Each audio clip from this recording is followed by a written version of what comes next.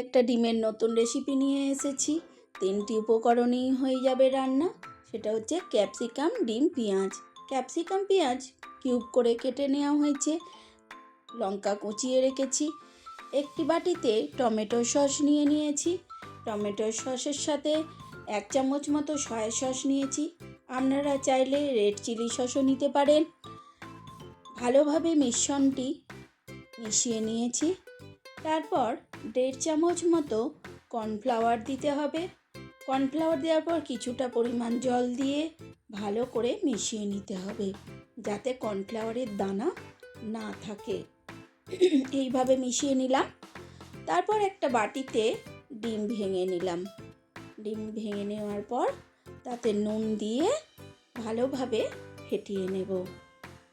আপনারা চাইলে কাঁচা লঙ্কা দিতে পারেন, নাও পারেন। আমি কাঁচা লঙ্কার কুচি দিয়েছি। তারপর কড়াই গরম করে তেল দিয়ে ডিমের গোলাটা দিয়ে দিলাম। ডিমের গোলাটা দেওয়ার পর আমি এইভাবে স্প্যাচুলা দিয়ে তুলে তুলে নিলাম ডিম ভাজাটাকে সেট করে নেওয়ার জন্য। ডিম ভাজা সেট হয়ে গেছে। তারপর খুন্তি দিয়ে আমি বড় বড় করে পিস পিস করে কেটে নিয়েছি। এটা ডিমের ভুজিয়ার মতো করা যাবে না।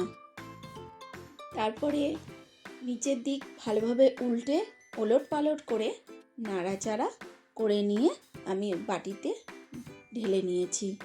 তারপর কড়াই গরম করে কড়াইতে তেল দিয়ে জিরে ফোড়ন দিয়ে তাতে কুচনো পেঁয়াজ দিয়ে দিলাম। কুচনো পেঁয়াজ গোল্ডেন হওয়া পর্যন্ত আমি নাড়াচাড়া করে নিলাম। তারপর আমি রসুন কুচি দিলাম। রসুন কুচিও ভালোভাবে গোল্ডেন হওয়া পর্যন্ত নাড়াচাড়া করে ভালোভাবে পেঁয়াজ রসুন একসাথে মিশিয়ে নিলাম। তারপর ক্যাপসিকাম কুচোনোগুলো দিয়ে দিলাম। ক্যাপসিকাম কুচো দিয়ে নাড়াচাড়া করে নিলাম কয়েক সেকেন্ড। নাড়াচাড়ার পর টমেটো দিলাম। টমেটো দেওয়ার পর আবার কয়েক সেকেন্ড ভালো করে নাড়াচাড়া করে নিলাম। তারপর নুন দিলাম। নুন দেওয়ার পরও নাড়িয়ে নিতে হবে।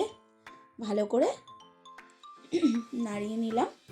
নাড়িয়ে নেওয়ার পর 2 মিনিটের জন্য ঢাকা দিয়ে সেদ্ধ করতে হবে।